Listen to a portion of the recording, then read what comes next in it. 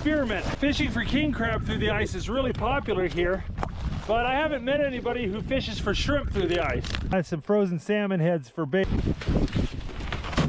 There she is. Oh, that big old Alaskan red king crab.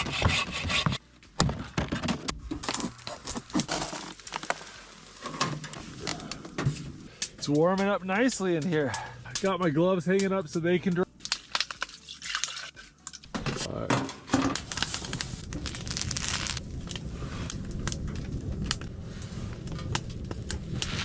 It's a classic grilled cheese sandwich and tomato soup.